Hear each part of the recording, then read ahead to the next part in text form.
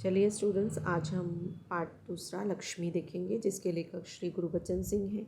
ये एक सुप्रसिद्ध कहानीकार हैं और इनकी भाषा बहुत सरल और सहज होती है। इस पार्ट में उन्होंने हमें प्राणी मात्र के प्रति अपनी जिम्मेदारी और अपनी दया करुणा की भावनाओं को दर्शाते हुए हमें मैसेज दिया है, हमें संदेश दिया है। उनका कहना है कि हमें प्राणी मात्र पर हमेशा दया रखना चाहिए। अगर हम पशु पालते हैं तो उसे पूरी जिम्मेदारी से उसकी देखभाल भी करनी चाहिए। अगर वो बीमार हो जाएं तब भी, और अगर वह काम न करने योग्य रहें तब भी हमें उनका पालन पोषण की तरफ अच्छी तरह से हमें ध्यान देना चाहिए। यह कहानी एक गाय पर आधारित है जिसका नाम लक्ष्मी है और यह करामत अली के घर में है।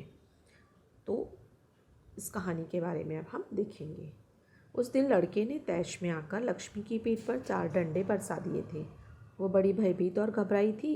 जो भी उसके पास जाता सिर हिला उसे मारने की कोशिश करती या फिर उछलती कूदती गले की रस्सी तोड़कर खूंटे से आज़ाद होने का प्रयास करती।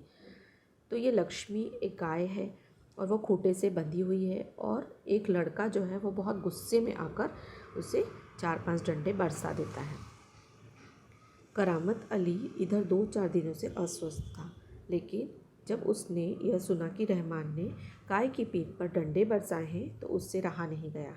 वह किसी प्रकार चारपाई से उठकर धीरे धीरे चलकर बथान में आया। अब करामत अली जो हैं वो बीमार चल रहे हैं, और जैसे ही वो सुनते हैं कि रहमान मतलब उनका वो लड़का जिसने गाय की पीठ पर डंडे बरसाए हैं, उन्हें बहुत ख़राब लगा और वह तुरंत उठ के बथान में आए। बथान मतलब जहाँ पर पशुओं को रखा जाता है, उस जगह का बथान कहते हैं। आगे बढ़कर उसके माथे पर हाथ फेरा, पुचकारा और हौले से उसकी पीठ पर हाथ फेरा। लक्ष्मी के शरीर में एक सिहरन सी दौड़ गई, जैसे वो बहुत घबराई हुई थी ना, और जैसे उन्होंने हाथ फेरा तो उसे थोड़ा अच्छा लगा। ओह, कमबख्त ने कितनी बेदर्दी से पीटा है। उसकी बीबी रमजानी बोली, लो चोट की जगह पर यह रोगन लगा दो, बेचारी को आराम मिलेगा। करामत अली को ख़राब लगता है और वो बोलते हैं कि इसने कितनी बेदर्दी से पीटा है। इतने में बीबी रमजानी आती है और थोड़ा सा रोगन मतलब मलहम देकर जाती है और बोलती है, लो ये लगा दो। करामत अली को गुस्सा आता है। गुस्से में बोलते हैं, क्या अच्छा हो अगर इसी लाठी से तुम्हारे रहमान के दोनों हाथ तोड़ दिए जाए? कहीं इस तरह पीटा जाता है। करामत अली को गुस्सा आता है और वो क्या बोलते हैं कि इसी लाठी से अगर रहमान के दोनों हाथ तोड़ दें तो। कितनी बुरी तरह से उसने इस गाय को, लक्ष्मी को मारा है। रमजानी बोली, लक्ष्मी ने आज भी दूध नहीं दिया तो उसकी सजा इसे लाठियों से दी गई। आप देखो, रमजानी क्या बोलती है, इसने आज भी दूध नहीं दिया।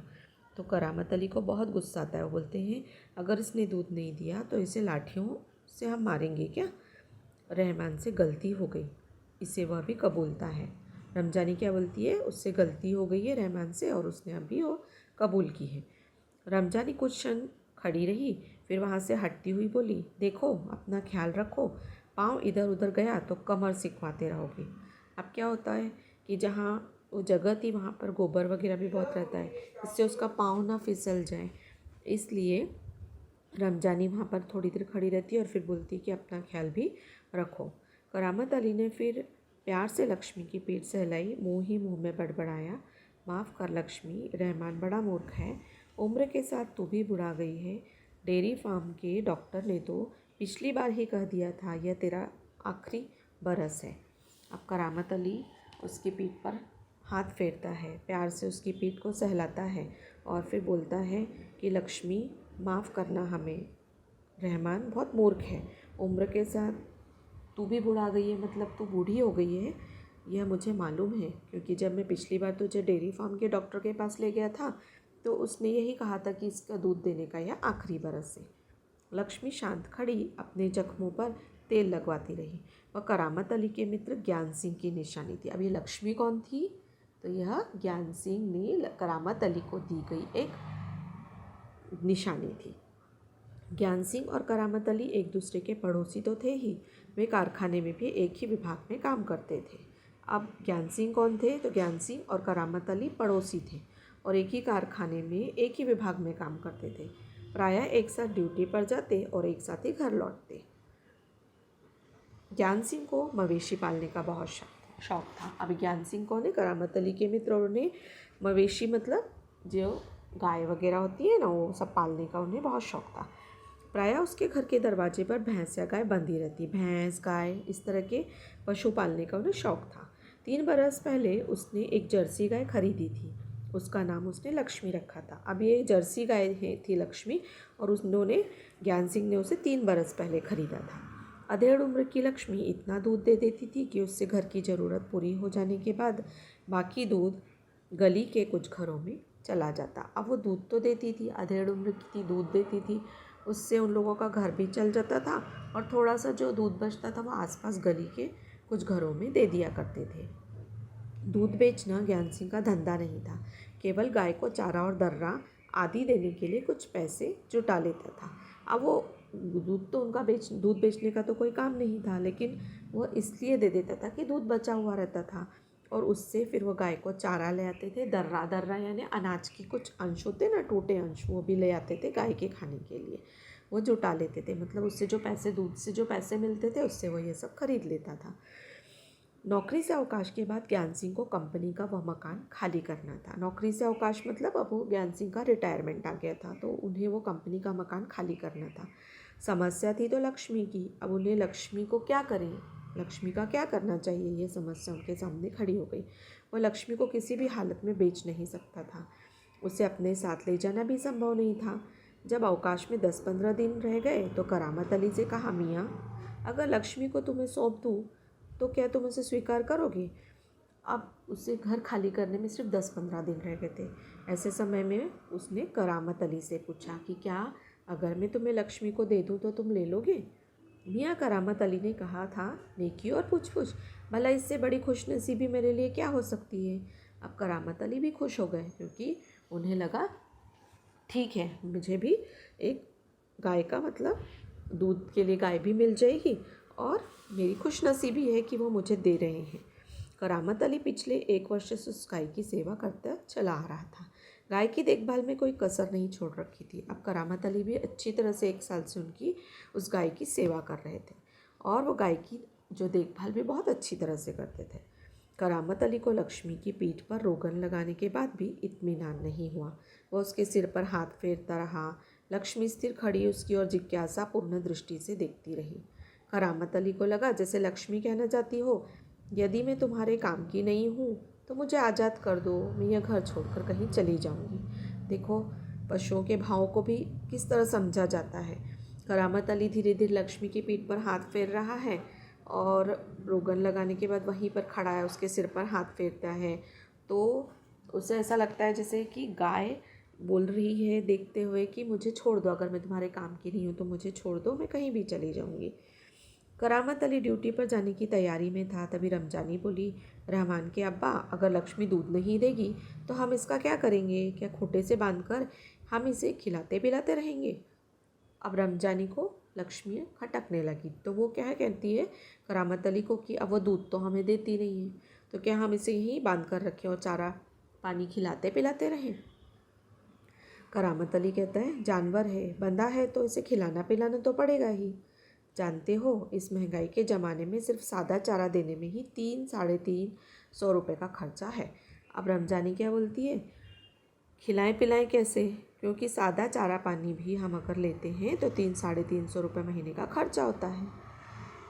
अब करामत अली क्या कहते हैं, सो तो है, कहते हुए करामत अली आगे कुछ नहीं बोला, घर से निकलकर कारखाने की तरफ हो लिया। अब क्या करेंगे? करामत अली बोलता है, ठीक है, ऐसे बोलकर वह कारखाने चले जाता है। रास्ते में वो रमजानी की बात पर विचार कर रहा था, अगर लक्ष्मी अगर दूध नहीं देगी इसका क्या करेंगे? ये ख्याल तो उसके मन में आया ही नहीं था कि एक समय ऐसा भी आ सकता है कि गाय को घर के सामने खूंटे से बांधकर मुफ्त में खिलाना भी पड़ सकता है। देखो, गाय को तो उसने बहुत अच्छी तरह से ले लिया था, गाय दूध दे रही थी, तब तक सबको अच्छा लग रहा था, लेकिन आज जब गाय बूढ़ी हो गई है तो उसे मुफ्त का चारा पानी खिलाना पड़ेगा, इसकी चिंता अब उसे खाए जा रही थी। उसके साथ नईम ने उसे कुछ परेशान देखा तो पूछा, करामत मियाँ, अब साथी कौन है उनका? नईम उसके साथ में जा रहा है, तो वो देख रहा है कि करामत मियाँ, तुम बहुत परेशान लग रहे हो, क्या बात है, बड़े परेशान नज़र आते हो, खैरियत तो है कि सब कुछ अच्छा तो है ना, तुम इतने परेशान क्यों हो? ऐसी कोई विशेष बात नहीं है, कुछ तो होगा। वो बोलता है कि पहले तो करामत अली बोलता है कि नहीं नहीं ऐसी कोई विशेष बात नहीं है। फिर नईम जब बोलता है कुछ तो होगा जो तुम परेशान हो, तब वो बोलता है, करामत अली बोलता है क्या बताऊँ, गाय ने दूध देना बंद कर दिया है, बूढ़ी हो गई है, बिठाकर खिलाना पड़ेगा, और इस ज़माने में गाय भैंस पालने का खर्चा, इसमें परेशान होने की क्या ज़रूरत है, गाय बेच दो। अब करामत अली बोलता है कि देखो गाय बूढ़ी हो गई है, दूध देना बंद कर दिया है, और उससे अब खिलाने पिलाने का खर्चा बढ़ गया है। तो दोस्त बोलता है, नईम बोलता है कि ठीक है उसे बेच दो। करामत अली ने हौका भरते हुए कहा, हाँ परेशानी से छुटकारा पाया जा सकता है, बहुत आसान तरीका है, लक्ष्मी को बेच दिया जाए। वो नईम के पास से हटकर अपने काम में जुट गया। करामत अली ने ठीक है इस तरह से बोल दिया कि हाँ ठीक है, ये तो परेशानी से छुटकारा पाने का आसान तरीका है कि अगर हम गाय नहीं रख सकते तो उठाकर बेच दो, और फिर अपना काम करने वो चला गया। करामत अली रात का गया, सवेरे कारखाने से घर लौटा। रात की ड्यूटी से घर लौटने पर ही वह लक्ष्मी को धोता था। अब रोज़ उसकी यही ड्यूटी थी कि ड्यूटी से घर आओ, सुबह आकर लक्ष्मी को देखो और उसका दूध निकालो। घर में घुसते ही उसने रमजानी से पूछा, क्या लक्ष्मी को अभी तक चारा नहीं दिया? आज भी वो रोज़ की तरह घर लौटा और उसने देखा कि लक्ष्मी को अभी तक चारा नहीं दिया है क्या? रमजानी बोली, रहमान से कहा तो था। अब रमजानी टाल मटोल कर रही है, वो कहती है हाँ मैंने रहमान से कहा था। तुम दोनों की मर्जी होती तो गाय को अब तक चारा मिल चुका होता। अगर वो दूध नहीं दे रही है तो क्या उसे भूखा रखोगे? कहते हुए करामत कटा हुआ पुआल, खली और दर्रा आदि ले जाकर लक्ष्मी के लिए सानी तैयार करने लगा। अब करामत अली को गुस्सा आया। उसने कहा कि अगर तुम दोनों ने अपनी मर्जी से काम किया होता तो अब तक लक्ष्मी को चारा मिल गया होता, है ना? अब तक तुमने उसे दिया नहीं है, मतलब तुम्हारी मर्जी नहीं है। इसलिए करामत अली क्या करता है, कटा हुआ पुआल, पुआल मतलब जो धान काटने के बाद सूखी घास बचती है वो होता है, खली और दर्रा, खली मतलब तिलहन यानी तेल निकालने के बाद जो बचा हुआ रहता है, जैसे कि करडई का तेल करडई के बीज का, सनफ्लावर के बीज का यानी सूर्यफूल के बीज का, इस तरह से जो तेल निकालते हैं ना, और वो बचा हुआ जो भी अवशेष रहता है वो उसे खली कहते हैं। और दर्रा मतलब अनाज के अंश, ये सब मिलाकर गाय का चारा तैयार होता है। तो वो चारा लेता है और गाय के आगे, लक्ष्मी के आगे डाल देता है। लक्ष्मी उतावली सी तैयार हो रही सानी में मुंह मारने लगती है। अब लक्ष्मी एकदम बेचारी भूखी थी पहले, वो फटाफट खाने के लिए तैयार हो जाती है। मुंह मारने लगी मतलब फटाफट खाने की कोशिश करने लगी। गाय को सानी देकर करामत अली उसकी पीठ देखने लगा। अब गाय को उसने सानी मतलब वो चारा बनाया हुआ सब दे दिया और फिर वह उसकी पीठ देखने लगा। रोगन ने अच्छा काम किया था, दाग कुछ हल्के पड़ गए थे। अब रोगन मतलब जो मलहम लगाया था ना, उससे उसको काफ़ी राहत मिली थी। 10-15 दिनों से यूँ चल रहा था। एक दिन जब करामत अली ने पुआल लाने के लिए रमजानी से पैसे मांगे तो वह बोली, मैं कहाँ से पैसे दूँ? पहले तो दूध की बिक्री के पैसे मेरे पास जमा रहते थे, उनमें से दे देती थी, अब कहाँ से दूँ? 10-15 दिन हो जाते हैं तो करामत अली रमजानी से चारे के लिए पैसे मांगता है। रमजानी क्या बोलती है, पहले वो दूध देती थी, पैसे जमा रहते थे तो मैं उसे लाने के लिए दे देती थी, पर अब कहाँ से दूँ? लो, ये राशन के कुछ रुपए रखे थे। कहते हुए रमजानी ने संदूकची में से 20 का एक नोट निकाल कर उसे थमाते हुए कहा, इससे लक्ष्मी का राशन ले आओ। अब वो क्या करती है कि 20 एक रुपये संदूक में से निकाल कर देती है और बोलती है कि ये राशन के लिए रखे थे, यही ले लो और इससे लक्ष्मी का जो खाना है वो ले आओ। ठीक है, इससे लक्ष्मी के 2-4 दिन निकल जाएंगे। आखिर इस तरह कब तक चलेगा? रमजानी दुखी स्वर में बोलती। करामत अली बोलता है ठीक है, इससे 2-4 दिन का तो उसका चारा आ ही जाएगा। अब रमजानी क्या बोलती है, ये कितने दिन चलेगा, कितने दिन तक हम ऐसे ही करेंगे? तुम इसे खुला छोड़कर आजमा कर तो देखो, कहते हो तो ऐसा करके देखो। अब रमजानी क्या बोलती है, इसे थोड़ा हम खुला छोड़ दिया करेंगे, हम आजमा कर तो देखते हैं। तो करामत अली बोलता है ठीक है, देख लो करके ऐसा। दूसरे दिन रहमान जो है उनका बेटा सवेरे 8-9 बजे के करीब लक्ष्मी को इलाके से बाहर, जहाँ नाला बहता है, जहाँ झाड़ झंकाड़ कहीं धूप के कारण ज़मीन हरी नज़र आती है, छोड़ आया ताकि वह घास इत्यादि खाकर अपना कुछ पेट भर ले। अब वो रहमान क्या करता है, सुबह 8-9 बजे उठता है और वो लक्ष्मी को अपने जो इलाके से बाहर ले जाता है। वहाँ पर थोड़ी सी घास फूस है, झाड़ झंकाड़ यानी सूखे झाड़ वगैरह जो होंगे वो खा लेगी, ऐसा सोचकर उसे वहाँ छोड़ आता है। लेकिन माँ बेटे को ये देखकर आश्चर्य हुआ कि लक्ष्मी 1-1.5 घंटे बाद ही घर के सामने खड़ी थी। अब थोड़ी देर बाद वो लोग देखते हैं कि 1-1.5 घंटा भी नहीं हुआ है और ये आकर खड़ी हो गई है। उसके गले में रस्सी थी। एक व्यक्ति उसी रस्सी को हाथ में थामे कह रहा था, ये गाय क्या आप लोगों की है? अभी वो देखते हैं कि एक व्यक्ति ने उसकी रस्सी पकड़ी हुई गले की और लाकर उनके घर के सामने खड़ा है और कहता है कि आपकी है ये गाय? रमजानी ने कहा, हाँ, ये हमारी गाय का सब चारा खा गई है, इसे आप लोग बांध कर रखें, नहीं तो कांजी हाउस में पहुंचा देंगे। वो व्यक्ति क्या बोलता है कि यह जो गाय है हमारी गाय का सब चारा खा गई है और इससे आप लोग बांध कर रखा करो, नहीं तो कांजी हाउस में पहुंचा दे। कांजी हाउस मतलब जहाँ पर जो घूमते फिरते मवेशी रहते हैं ना, उनको ले जाकर वहाँ पर बंद कर दिया जाता है। तो ये सरकारी होता है, इसलिए उसे कांजी हाउस कहते हैं। तो वहाँ ले जाकर मैं छोड़ दूंगा, अगर तुमने अपनी गाय नहीं संभाली तो मैं उसे कांजी हाउस में ले जाकर छोड़ दूंगा, ऐसा वह व्यक्ति कहता है। रमजानी चुप खड़ी आगंतुक की बातें सुनती रही। अब रमजानी चुपचाप सुन लेती है। फिर दोपहर बाद जब करामत अली ड्यूटी से लौटा और नहा धोकर कुछ नाश्ते के लिए बैठा तो रमजानी उससे बोली, मेरी मानो तो इसे बेच दो। फिर बेचने की बात करती हो? कौन खरीदेगा इस बुढ़िया को? अब दोपहर में जब वो ड्यूटी से आता है करामत अली तो रमजानी क्या बोलती है, इसे बेच दो। तो करामत अली कहता है कि इस बुढ़िया को अब कौन खरीदेगा? रहमान कुछ कह तो रहा था, उसे कुछ लोग खरीद लेंगे।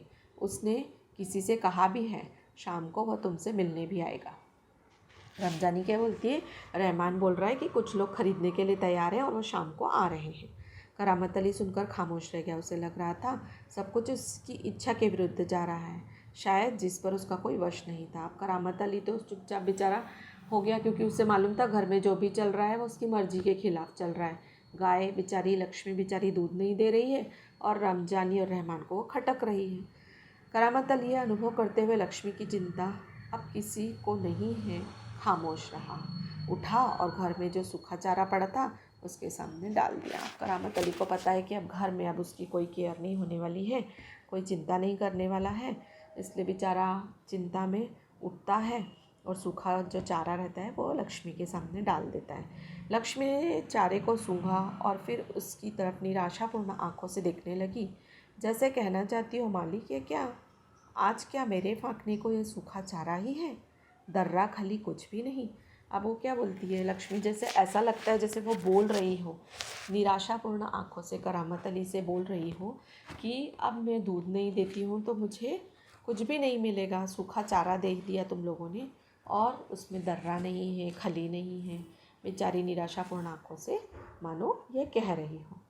करामत अली उसके पास से उठकर मुँह हाथ धोने के लिए गली के नुक्कड़ पर नल की ओर चला गया। अब वहाँ पर जो भी मुँह धोने का जो नल होगा वो कहाँ पर था, गली के नुक्कड़ पे वहाँ जाता है। 7-8 बजे के करीब रहमान एक व्यक्ति को अपने साथ लाया। करामत अली उसे पहचानता था। 7-8 बजे के करीब कौन है, रहमान क्या करता है, एक व्यक्ति को लेकर आता है और करामत अली उसे देखते ही पहचान जाता है। इसके पहले कि उससे कुछ औपचारिक बातें हो, करामत अली ने पूछा, क्या तुम गाय खरीदने आए हो? उसने जवाब में कहा, हाँ। करामत अली उससे पूछता है, तुम गाय खरीदने आए हो? वह व्यक्ति बोलता है, हाँ। बूढ़ी गाय है, दूध नहीं देती, तो क्या हुआ? अब वो करामत अली बोलता है, ये बूढ़ी है और ये दूध वगैरह नहीं देती है। तो व्यक्ति बोलता है, तो क्या हुआ, तुम इसे लेकर क्या करोगे? करामत अली पूछता है उससे, तुम इस गाय को लेकर क्या करोगे? तो व्यक्ति बोलता है, मैं कहीं और बेच दूँगा। वो व्यक्ति क्या बोलता है, इसे मैं बेच दूँगा। यह तुम्हारा पुराना धंधा है, मैं जानता हूँ, मुझे तुम्हें गाय नहीं बेचनी। करामत मियाँ ने उसे कोरा जवाब दिया। कोरा जवाब मतलब टक्का सा जवाब दे दिया कि मुझे तो अभी तुम्हें गाय नहीं बेचनी है, क्योंकि मैं तुम्हारा जो भी पुराना धंधा है वो जानता हूँ। रमजानी करामत के चेहरे के भाव भांपती हुई बोली, क्या यह भी कोई तरीका है, आने वाले को खड़े खड़े दुत्कार कर भगा दो। रमजानी देख लेती कि करामत अली ने किस भाव से ये कहा है और वो बोलती है कि ये कोई तरीका नहीं होता कि कोई भी आया हो और उसे दुत्कार कर भगा दो, मतलब उससे अच्छी तरह से बात भी नहीं की और उसे भगा दिया। तुम जानती हो वो कौन है? करामत अली ने कटु स्वर में कहा। करामत अली चिढ़ जाता है और बोलता है, तुम जानती हो व्यक्ति कौन है? वो लक्ष्मी को ले जाकर वहाँ बैठ जाएगा जहाँ वो टुकड़े टुकड़े होकर बिक जाएगी। मतलब वो सीधा साधा कसाई के हाथ उस लक्ष्मी को बेच देगा, ऐसा करामत अली का कहना है। मेरे दोस्त ज्ञान सिंह को इसका पता चल गया तो वो मेरे बारे में क्या सोचेगा। और अगर इस तरह का काम मैंने किया और मेरे मित्र ज्ञान सिंह को अगर पता पड़ा कि मैंने लक्ष्मी को किसी कसाई के हाथ में बेच दिया है या किसी ऐसे व्यक्ति को बेच दिया है जिसने उसे कसाई को दे दिया है, तो कितना बुरा लगेगा। उस दिन करामत अली बिना कुछ खाए पिए रात को बिना बिस्तर की चारपाई पर पड़ा रहा। नींद उसकी आँखों से कोसों दूर थी। तो करामत अली को उस दिन नींद ही नहीं आई। अब मैं क्या करूं, ऐसे सोचकर वह चुपचाप सोचता पड़ा रहा। नींद तो उसे आ ही नहीं रही थी। अब रात काफ़ी निकल चुकी थी। सवेरे देर तक वह लेटा ही रहा। कुछ देर बाद करामत अली ने चारपाई छोड़ी, मुँह हाथ धो घर से बाहर निकल पड़ा। अब रात तो वैसे ही निकल चुकी थी, सवेरे हुई। थोड़ी देर तक वो लेटा रहा, फिर चारपाई से उठा, हाथ मुँह धोकर वह घर से बाहर निकला। लक्ष्मी के गले से बंधी हुई रस्सी खूंटे से खोली और उसे गली से बाहर ले जाने लगा। कहाँ ले जाने लगा वो? गली से बाहर, मतलब घर से बाहर। खूंटे से भी खोल लिया और गली में बाहर की ओर ले जाने लगा। रमजानी जो दरवाजे पर खड़ी है सब देख रही थी, बोली इसे कहाँ ले चले। अब रमजानी ये देख रही थी, फिर उससे पूछने लगी तुम इसे कहाँ ले जा रहे हो।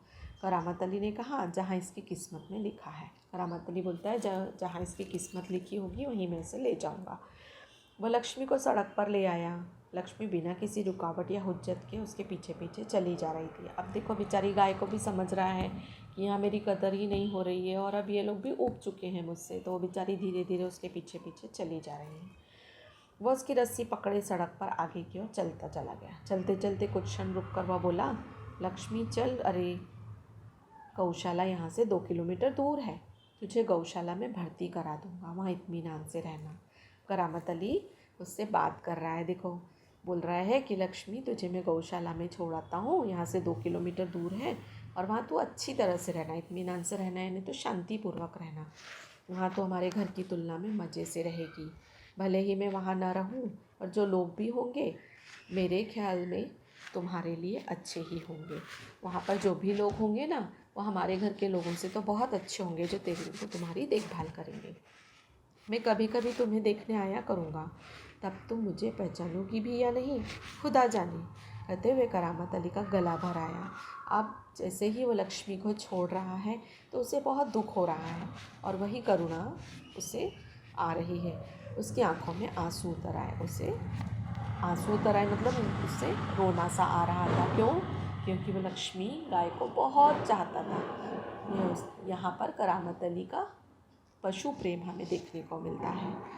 चल लक्ष्मी चल, जल्दी जल्दी पैर बढ़ा। और वह खुद किसी थके मांदे बूढ़े बैल की तरह भारी कदमों से आगे बढ़ने लगा और ऐसा लग रहा था जैसे वह लक्ष्मी को ले तो जा रहा है लेकिन बहुत थके मांदे पैरों से, भारी कदमों से, बहुत दुख भरे कदमों से उसे ले जा रहा था, क्योंकि वह नहीं चाहता था कि उसे वहाँ पर छोड़ा जाए, लेकिन उसकी अपनी कुछ मजबूरियाँ थी जिसकी वजह से वह लक्ष्मी को गौशाला में छोड़ने चला जाता है।